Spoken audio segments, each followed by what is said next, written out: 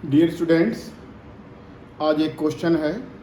हालांकि ये एनसीईआरटी के बुक का क्वेश्चन है, अनसॉल्व क्वेश्चन है, शायद लास्ट क्वेश्चन है ये। तो बहुत अच्छा क्वेश्चन है। इसमें पूरा ट्रांसफार्मर के बारे में, जैसे मैंने आपको बताया था कि लॉन्ग डिस्टेंस ट्रांसमिशन जो पॉसिबल हुआ है ट्रांसफार्मर की वजह से ही पॉसिबल हुआ है, उसी पर बेस्ड है। क्वेश्चन लिखा हुआ आपके सामने, पहले क्वेश्चन पढ़ लीजिए। उसके बाद मैंने उसका डायग्राम ड्रा कर दिया है, एक रफ स्केच है, डायग्राम एग्जैक्ट डायग्राम नहीं है। ये जो सिंबल है ये ट्रांसफार्मर का होता है, एक्चुअली ये ट्रांसफार्मर का सिंबल है, पूरा नहीं बनाया जाता है। जब कोई सर्किट में बनाना होता है तो पूरा ट्रांसफार्मर नहीं, बल्कि इस तरह का सिंबल बना दिया जाता है। एक प्राइमरी वाइंडिंग, सेकेंडरी वाइंडिंग, बीच में जो दो लाइन है ये कोर को रिप्रेजेंट करती है। तो इस तरह से एक ट्रांसफार्मर है जो पावर प्लांट के पास है, जहाँ बिजली बन रही है। बिजली बनाने का पावर प्लांट मीन्स बिजली बनाने का जो फैक्ट्री, जो कारखाना है वो है, और टाउन जिसको सप्लाई कर रहा है। हालांकि ट्रांसमिशन इससे डिफरेंट होता है, लेकिन न्यूमेरिकल है, तो इसको जो मेथड है उसको आप फॉलो कीजिए। पहले डायग्राम क्वेश्चन को पढ़ लीजिए, डायग्राम को स्टडी कर लीजिए। मेरे ख्याल से कि you will be able to solve this question in a very easy way. बहुत आसान है अगर आपने डायग्राम को समझा होगा। देखिए क्वेश्चन ये कह रहा है कि a small town with a demand of 800 kilowatt of electric power at 220 volt is situated 15 kilometer away from an electric plant. Electric plant means power plant at 440 volt.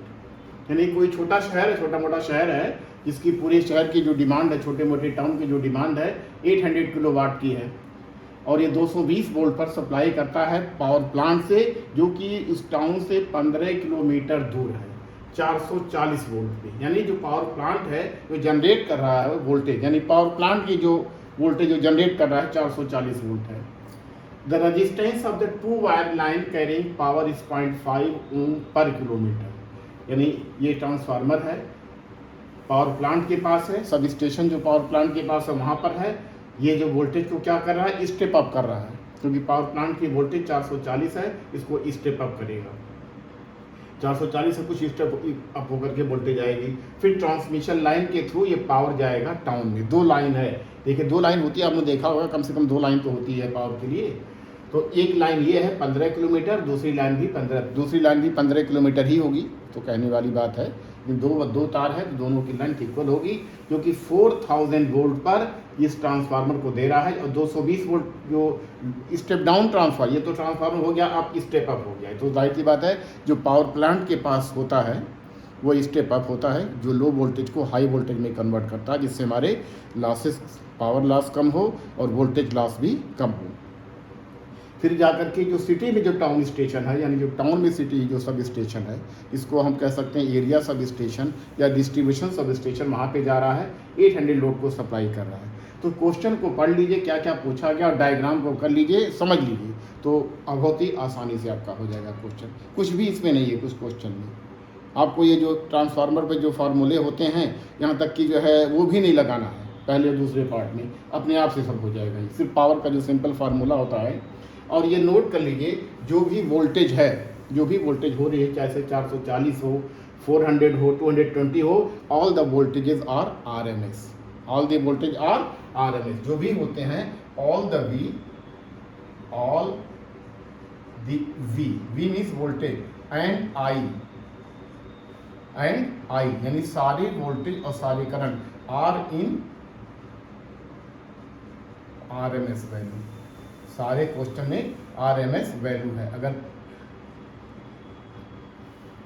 समझ रहे ना, जो भी वोल्टेज दी 440 की या जो भी दिया हुआ है, सारे वोल्टेज या करंट भी निकल करके आएगी, वो भी आपकी RMS करंट आएगी, चाहे वोल्टेज हो चाहे करंट। जिसको देखिए बार बार नहीं मैं लिखता हूँ, तब भी आप मान लीजिए कि वो RMS वैल्यू है ये। चलिए ठीक है, क्वेश्चन को करते हैं। डायग्राम पढ़ लिया आपने, इसी डायग्राम से ही हो जाएगा ये। तो पहले आपको पूछा है estimate the line power loss in the form of heat. इस क्वेश्चन को पढ़ा आपने, अच्छी तरह से देखा आपने, एनालिसिस भी किया, तो इससे ये पता चल गया है कोई भी लॉस ट्रांसफार्मर में नहीं हो रहा है। जो भी लॉस हो रहा है लाइन में हो रहा है। ये जो ट्रांसमिशन लाइन देखिए, यहाँ तक तो चलिए ठीक है, यहाँ तक तो हो गया पावर प्लांट वाला साइड, यहाँ तक हो गया कितना, टाउन वाली साइड। इसको हम सेंडिंग एंड भी कहते हैं, SE, सेंडिंग एंड, यानी जहाँ से पावर सेंड हो रहा है। और ये कहलाता है रिसीविंग एंड भी कहलाता है, रिसीविंग एंड भी कहलाता है। तो चलिए ठीक है, सेंडिंग एंड रिसीविंग एंड हो गया। अब बीच में क्या है, ट्रांसमिशन लाइन हमने लिखा है। Trans line means transmission line, जो जिससे हमारा पावर सप्लाई होकर के पावर प्लांट से आ रहा है। तो चलिए ठीक है, तो पहले हम क्या करते हैं, हमें पहला करना है estimate the line power loss in the form of heat, यानी नो लॉस इन कोई, हाँ, there is no loss taking place in any transformer, यानी इसको नोट कर लीजिए, there is no any loss inside the transformer, transformer के अंदर नहीं हो रहा है, इनसाइड द ट्रांसफार्मर, ट्रांसफार्मर के अंदर कोई लॉस नहीं हो रहा है। जो भी लॉस हो रहा है, all the losses is in, all the loss is only in transmission line, transmission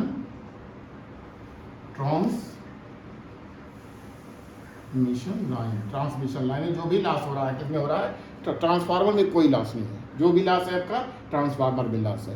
यानी सिंपल आपको सर्किट के अगर दे देता सर्किट बना करके, एक सिंपल सर्किट, तब भी आप उसको कर लेते। तो चलिए ठीक, हम देखते हैं उसको पहले क्या करना है। पहले हम क्या करते हैं, लाइन का हम जो है, पूरे लाइन का हम टोटल रजिस्टेंस निकाल लेते हैं। देखिए ये लाइन 15 किलोमीटर है, ये लाइन 15 किलोमीटर है, दोनों लाइन कितनी हो गई, total length of the transmission line 30 kilometre मान लिया, क्योंकि 15 + 15 30 किलोमीटर। और हमें जो रजिस्टेंस दिया हुआ है 0.5 ओम पर किलोमीटर, यानी 1 किलोमीटर का जो रजिस्टेंस है 0.5 ओम है। तो आर जो है, जो हमें दिया है total R, total resistance, total resistance of the line is कितना हो जाएगा, इसको इक्वल टू कर लीजिए, 0.1 किलोमीटर का है कितना, 5 है, और लेंथ कितनी है हमारी 15 + 15, यानी 0.5 × 30 इज इक्वल टू 15 ओम, यानी पूरे लाइन का जो रजिस्टेंस है 15 ओम है। हुआ कि नहीं हुआ, क्योंकि देखिए दो तार है, 15 किलोमीटर की, तो टोटल लेंथ 30 किलोमीटर हो गई, और 1 किलोमीटर का जो रजिस्टेंस है 0.5 ओम है, तो टोटल रजिस्टेंस कितना हुआ, 15 किलोमीटर। ओके, तो ठीक, लेट्स प्रोसीड। ये हो गया, इसको हम कह सकते हैं आर टोटल भी कह लीजिए, आर टी, यानी total resistance, R T total resistance of the line, total resistance of the line कह सकते हैं। ठीक है, इतना ओम है ये। तो अब देखिए क्या करना है, हमें ये निकालना है कि estimate the line power loss. Line power loss निकालने के लिए हमें निकालना है line power loss is equal to I² × R total resistance जो है, ये निकालना है I² R। तो हमें RT तो पता है, लेकिन I नहीं पता है, तो I हम पता करने के लिए क्या करेंगे, इसकी हेल्प लेंगे जो दिया हुआ है। क्योंकि देखिए टाउन को, पूरे टाउन की डिमांड 800 किलोवाट है, पूरे टाउन की डिमांड कितना है, 800 किलोमीटर है। तो अगर हम मान लेते हैं पावर, टोटल पावर जो है 800 किलोवाट, तो इसको लिख सकते हैं 800 × 10⁻³ वाट, लिख सकते हैं। तो ठीक है, अब हमको क्या पता करना है, कितनी करंट है। तो पूरे टाउन की जो रिक्वायरमेंट है 800,000 वाट है। और देखिए जो हमें ट्रांसफार्मर का जो प्राइमरी है, ये साइड है 4000 पे सप्लाई दे रहा है, 4000 पे, यानी इसकी पूरे की डिमांड, यानी पूरे की डिमांड जो है ये 8000, 8 × 10⁻³ वाट है, पूरे टाउन की है ये। तो हम ये वाली वोल्टेज कंसीडर करेंगे, ये वाली नहीं लेंगे इससे, क्योंकि हमें इससे कोई मतलब नहीं है। ये तो सिर्फ उसका हो जाएगा कि हमें कितनी करंट फ्लो हो रही है, उसमें इसके उससे हमें मतलब है, हमें मतलब है कितनी करंट इस लाइन से फ्लो होकर के आ रही है। क्योंकि हमें लाइन का लॉस निकालना है ना, तो हमें इस साइड की वोल्टेज लेंगे 4000 की। तो जो V जो होगा, और हमारा जो V है, देखिए V RMS, मैं लिख दे रहा हूँ, वैसे RMS लिखने की ज़रूरत नहीं है। V RMS जो है ये 4000 वोल्ट है ये, इसलिए I इज इक्वल टू कितना हुआ, 800 × 1000 अपॉन 400 4000। तो देखिए कितना करंट आ रही है, 3 जीरो कट जाएगा तो 3 जीरो इससे काट दीजिए, 3 जीरो इससे काट दीजिए और 4 को इससे काट दीजिए, तो ये हो जाएगी हमारी 200 मीन जो टोटल करंट है 200 एम्पियर है, 200 एम्पियर। यानी जो लाइन से सप्लाई आ रही है, इस लाइन से ये दोनों पावर जो लाइन जो दोनों लाइनें दे रही हैं, 200 करंट यहाँ से आ रही है इस पूरे टाउन को सप्लाई की। 800 किलोवाट 800,000 लोड के लिए हमें 200 एम्पियर की करंट आ रही है। तो 200 एम्पियर की जब करंट फ्लो होकर के इस तार से आएगी बेटा, तो सोचिए कितना पावर लॉस होगा, बहुत पावर लॉस हो जाएगा। तो टोटल पावर लॉस जो हो जाएगा, estimate the line power loss, जो लाइन पावर लॉस हो गया। अब ये देखिए करंट है आई स्क्वायर कितनी है 200 का स्क्वायर कर दीजिए, इंटू आर कितना है 15 है, बस ये हो गया। यानी 200 का स्क्वायर करेंगे कितना होगा, ये 2 का स्क्वायर 4 और ये 1000, 4 जीरो ये लगा दीजिए, हमारा 4 जीरो लगा दीजिए, इंटू 15 कर दीजिए, इंटू 15 कर दीजिए, इंटू 15 कर दीजिए, इंटू 15 कर दीजिए। ये 200 का हो गया 40,000, 200 का हो गया 40,000 स्क्वायर, 200 स्क्वायर 40 हो गया। तो अब देखिए इसको कितना हो जाएगा, ये हो जाएगा हमारा 15 इंटू 4 यानी 60 हो गया। 60 के आगे 4 जीरो और लगा दीजिए, 60 के आगे 4 जीरो और लगा दीजिए, इतना वाट पावर लॉस हो गया है। यानी इसको हम लिख सकते हैं कितना, 6000 किलो वाट, इतना पावर लॉस हुआ है, बहुत है लॉस। यानी लॉस जो है बहुत ज़्यादा लॉस हो रहा है। इसलिए हमारी वोल्टेज को और स्टेप किया जाता है। अगर हम पावर प्लांट पे उस जनरेटिंग वोल्टेज को स्टेप ना करें तो मैक्सिमम पावर जो हो जाएगा, पावर लॉस हो जाएगा ट्रांसमिशन लाइन में ही। आपके सप्लाई तक, रिसीविंग एंड तक बहुत कम पावर पहुंचेगा। तो इसका आंसर ये हो गया, estimate the line power loss in the form of heat. तो ये पहले का आंसर हो गया पार्ट ए का जो आंसर था ये हो गया कितना, 8000 किलोवाट। इसको नोट कर लिए, फिर हम पार्ट बी को देखते हैं। यानी 8000 हमारा पावर लॉस हो गया है, तब जाकर के लॉस होने के बाद हमें मिला है कितना, 800,000 वाट, यानी 800 किलोवाट मिला है। 800 किलोवाट पावर हमको मिल रहा है और 600,000 पावर हमारा लॉस, यानी आधा करीब तो पावर लॉस हो जा रहा है। तो सोचिए कितना लॉस हो रहा है। और कुछ लोग जो है जो यूज़ करते हैं, देखते हैं आजकल जो ट्रेंड बना हुआ, कटिया लगा करके इलीगल तरीके से बिजली को कंज्यूम करते हैं, वो भी लेते हैं, वो भी पावर में कंज्यूम नहीं हो पाता है। इसीलिए बिजली विभाग थोड़ा सा घाटे में जा रहा है कि प्रॉपर वे में उसकी बिलिंग नहीं हो पाती है, ठीक से मॉनिटरिंग नहीं हो पा रही है, बिजली की चोरी बहुत ज़्यादा हो जा रही है। तो बिजली की चोरी बेटा नहीं करनी चाहिए, बहुत गलत बात है, क्योंकि ये नेशनल लॉस होता है। बहुत मुश्किल से बिजली बनती है, बहुत ज़्यादा फाइनेंशियल खर्च आता है, पता नहीं कितने लोग कितना उसमें हज़ारों लोग काम करते हैं जाकर के। कभी किसी पावर प्लांट को देखिए, कोई भी पावर प्लांट एक टाउन से कम नहीं होता, खुद एक शहर होता है। तो ठीक है, तो बहुत बड़ी बात हुई। अब आप जब इंजीनियरिंग करेंगे या कहीं और जाके पढ़ेंगे तब आपको बताया जाएगा। यानी आपको 800 किलोवाट उसकी आपको डिमांड थी, लेकिन ये मिल रहा है 600 किलोवाट पावर लॉस होने के बाद। तो पार्ट ए का जो आंसर है 600 किलोवाट या 600,000 वाट।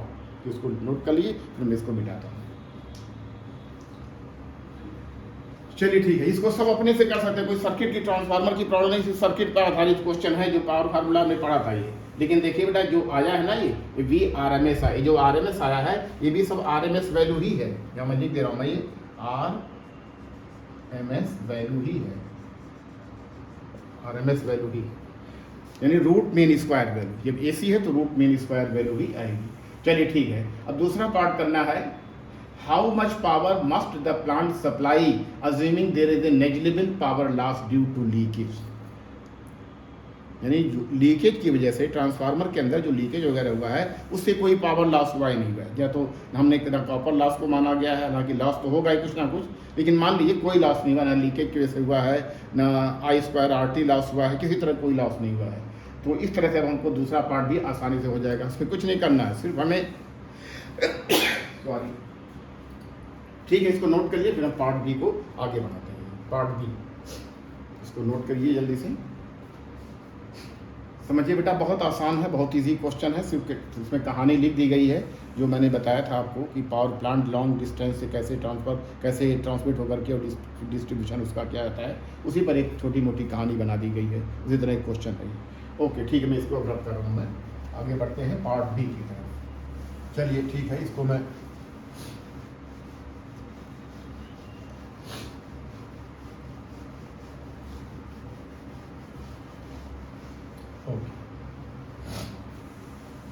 पार्ट बी है कि ये देखिए, तो इसका जो आ गया है, ये आ गया है 600 किलो वाट का पावर लॉस। चलिए ठीक है, अब ये कह रहा है how much power must the plant supply assuming there is negligible power loss due to leakage. यानी कोई भी लॉस ट्रांसफार्मर में नहीं हो रहा है। पावर हमारे शहर की डिमांड कितनी थी, सिटी की टाउन की 800 किलोवाट थी, 800 किलोवाट थी। अब पावर लॉस कितना हो गया है, यानी डिमांड हमारी कितनी, पावर लॉस कितना हो गया हमारा 600 का। तो जो total power generated by the plant है, total power that plant must generate या मस्ट प्रोड्यूस, यही हमारा क्या है, इनपुट है। ये हमारा क्या है, ये इनपुट कहलाता है। इतना पावर जनरेट किया, किसका इनपुट है, इनपुट ऑफ द जो है, जो ट्रांसफार्मर एक तरह से इनपुट है, ये है हमारा। ये इस वाले इनपुट ऑफ द, ये इस वाले input of the step up transformer जो आपका पावर स्टेशन पे लगा हुआ है। तो ये जो हो जाएगा, देखिए ये कितना हो जाएगा, ये जो हमारे डिमांड है 800 किलोवाट प्लस लाइन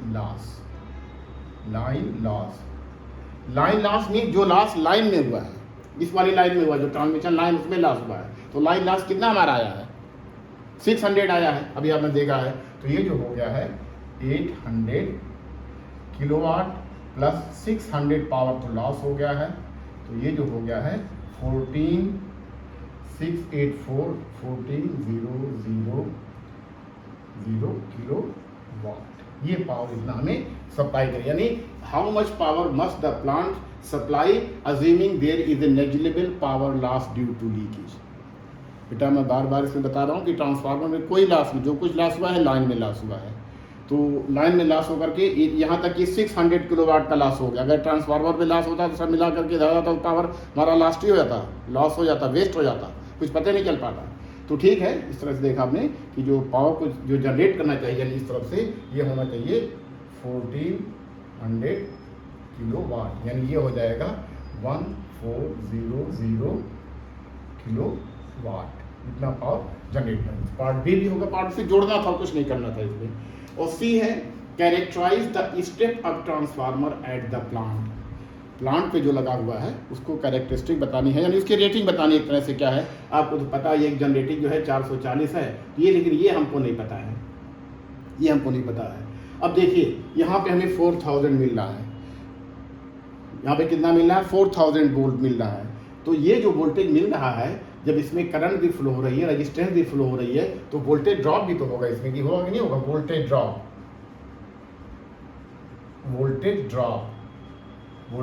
जो कितना होगा I × R। जैसे पावर का ड्रॉप हुआ था I²R, वोल्टेज ड्रॉप क्या होता है, यानी पोटेंशियल, जैसे पोटेंशियल डिफरेंस का है करंट इनटू रेजिस्टेंस, यही तो होता है ना। तो देखिए हम इसका C लिख रहे हैं। ये तो हो गया बी वाला पार्ट बहुत तो जोड़ना था।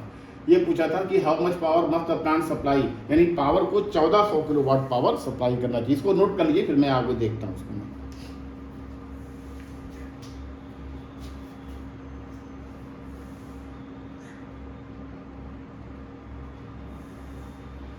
चलिए इसको देख लिया आपने, total power that plant must generate is equal to input is equal to output plus line loss, ये हो गया पूरी। ठीक है, पार्ट बी भी हो गया है। अब पार्ट सी बताना है आपको, कि characterise the step up transformer at the plant, क्योंकि जो यहाँ पे सभी जो पावर प्लांट पे जो लगा हुआ है ट्रांसफार्मर, वो स्टेप अप होता है, और ये तो स्टेप डाउन है ही, तो देखने में ही लग रहा है। और ये भी बताया गया था जो भी पावर प्लांट पे होता है वो स्टेप अप होता है, क्योंकि 440 वोल्ट जनरेट कर रहा है। अगर 440 वोल्ट पे पूरा पावर सेंड कर दिया जाता तो सब पावर लास्ट लाइन में ही हो जाता, कुछ पहुंचता ही नहीं वहाँ तक। तो चलिए ठीक है, पार्ट सी करते हैं। करेंगे यानी हमें जो स्टेप अप ट्रांसफार्मर किया गया है, द ट्रांसफार्मर इज, पहली बात है the transformer is step up, the transformer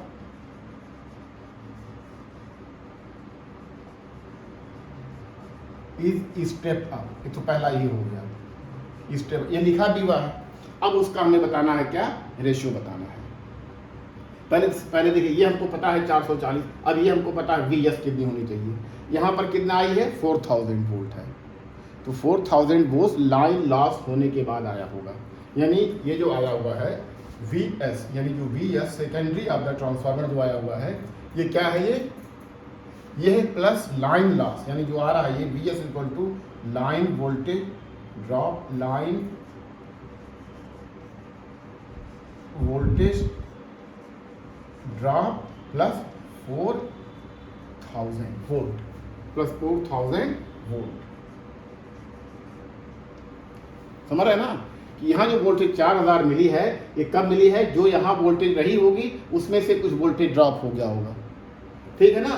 तो वी एस जो है, यानी जो ये वोल्टेज रही होगी, ये वोल्टेज प्लस लाइन ड्रॉप की वोल्टेज रही होगी। और लाइन ड्रॉप वोल्टेज जानते हैं कितना है, करंट कितनी है, करंट कितनी थी हमारी लाइन, यानी I into R plus 4000 is equal to, I कितना थी 200 थी, आर कितना है 15 है, इज इक्वल टू कितना, सॉरी ये प्लस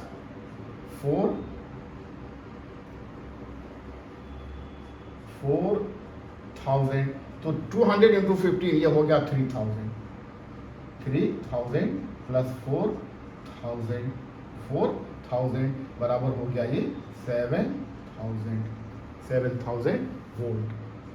देखा आपने, ये जो वोल्टेज थी 7000 वोल्ट थी, लेकिन लाइन ड्रॉप होने के कारण ये वोल्टेज आपको सिर्फ 4000 वोल्ट मिल रही है। बहुत ज़्यादा ड्रॉप हुआ, वोल्टेज ड्रॉप हो गया ये। इस बात को समझ में नहीं था, रस्सी वाला जो पार्ट है कि कैरेक्टराइज हमें, यानी स्टेप अप की तो हमें पता है कि पहला तो हो गया कि ट्रांसफार्मर हमारा क्या है, स्टेप अप है। और लाइन वोल्टेज ड्रॉप हमारी कितनी हो गई, आई इंटू आर से पता चल गया है, जैसे होता है वोल्टेज ड्रॉप इंटू आई। तो ये आपका आ गया 7000, यानी ये जो वोल्टेज यहाँ पर हमारी होनी चाहिए थी, ये 7000 वोल्ट होनी चाहिए थी। इसको बेटा नोट कर लिएगा, हर बात को मैं लिख नहीं रहा हूँ, बोल दे रहा हूँ, उसी को भी थोड़ा समझिए, जो मैं जो शब्द बोल रहा हूँ उसको थोड़ा समझिए, तो बहुत आसान हो जाएगा ये। तो लाइन ड्रॉप हमारा हो गया 3000, उसमें 4000 वोल्ट जाके यहाँ मिली है, तो ये जो वोल्टेज रही होगी सेकेंडरी की, यानी यानी step up transformer step up हो गया है, तो उसमें जो वीपी है, प्राइमरी साइड में जो वोल्टेज है जो मिली है, प्राइमरी साइड की वोल्टेज है, ये हमारी है कितना 440 वोल्ट, और सेकेंडरी साइड की जो वोल्टेज है 7000 वोल्ट है। बस यही होता है, यही आपको निकालो, यही आपको कैरेक्टरिस्टिक। अच्छा, एक और चाहिए कि आप उसका टर्न रेशियो भी निकाल सकते हैं। जैसे जानते हैं कि जो टर्न रेशियो होता है